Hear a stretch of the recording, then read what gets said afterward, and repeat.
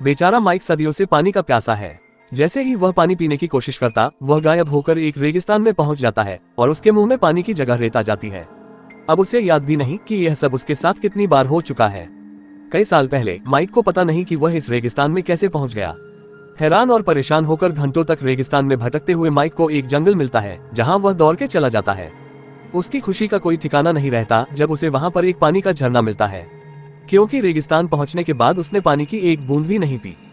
बिना समय गवाए माइक पानी में मुंह लगा देता है, लेकिन अगले ही पल माइक वापस टेलीपोर्ट होकर उसी रेगिस्तान में पहुंच जाता है। ऐसा लगता है कि उस पर किसी का श्राप है, जब भी वह पानी पिएगा वह इसी रेगिस्तान में वापस पहुंच जाएगा और अपनी प्यास कभी नहीं मिटा पाएगा। लेकिन माइक वापस रेगिस्तान में भटकते हुए उस जंगल में पहुंचकर पानी पीता है और फिर से वापस रेगिस्तान में पहुंच जाता है।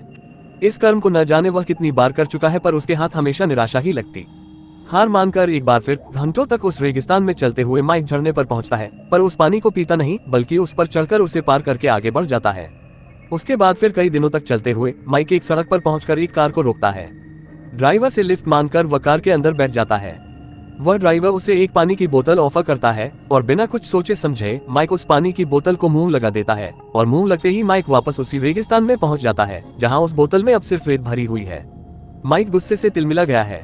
वह फिर से घंटों तक उस जंगल, झरने और रेगिस्तान को पार करके उस रोड पर पहुंचता है और वापस उसी ड्राइवर और कार को रोककर उसमें बैठता है। ड्राइवर उसे फिर से पानी की बोतल ऑफर करता है, लेकिन माइक इतना डरा हुआ है कि उसने साफ मना कर दिया कि कहीं वो फिर से उस रेगिस्तान में न पहुंच जाए। किसी तरह से माइक वापस अपने घर पहुंचता है और घर पहुंचते ही वह अपने स्विमिंग पूल में कूद जाता है, लेकिन अगले ही पल वह खुद को फिर से उसी रेगिस्तान में पाता है। कई दिन तक चलते हुए माइक फिर से सेम वही कार और उसके ड्राइवर को रोकता है। इस बार निराश होकर माइक अपने घर आकर सोफा पर लेट जाता है, लेकिन जोर की प्यास उसका ध्यान नल से टपकती पानी की ओर ले जाती है। तो माइक एक गिलास में पानी लेकर टेबल पर रखता है और उसमें बर्फ मिलाता है। वह बस पानी को देखकर ही अपने मन को शांत करना चाहता है, पर माइक प्यास बर्दाश्त नहीं कर पाता और अपनी एक उंगली उस ग्लास में डालकर पानी की एक बूंद अपने मुंह में लेकर चूसता है, लेकिन इस बार कुछ नहीं होता। एक बार फिर वह पानी की बूंद मुंह में डालता है और इस बार भी वह टेलीपोर्ट नहीं होता। जल्दी जल्दी अपनी उंगलियां चूसकर माइक ग्लास उठाकर पानी पीने लगता है। एक श्राप की वजह से इस आदमी ने सदियों से पानी नहीं पिया। क्या आपने कभी ऐसा फील किया है कई दिनों तक प्यासे रहने के बाद जब आपको पीने के लिए एक गिलास पानी मिल जाए? माइक भी कुछ ऐसा ही फील कर रहा था। माइक को लगा कि उस पर जो श्राप है वह खत्म हो चुका है। इस खुशी में माइक अपने जूते उतारकर फिर से अपने स्विमिंग पूल में कूद जाता है।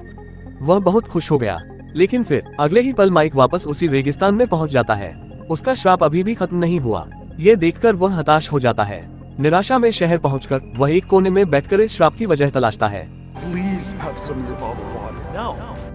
तब जाकर माइक को याद आता है कि उसने एक दिन एक प्यासे को पानी देने से मना कर दिया था। तब से वह इस श्राप से जूझ रहा है।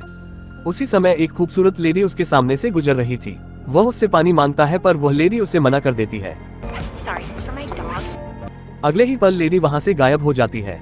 माइक मुस्कुराता है क्योंकि अब उसका श्राप उस लेडी पर ट्रांसफर हो चुका है। पता नहीं इस औरत को इस श्राप से निकलने में कितने दिन लगेंगे। यह वीडियो यहीं पर समाप्त होती है। वीडियो पूरा देखने के लिए शुक्रिया। Please like and subscribe.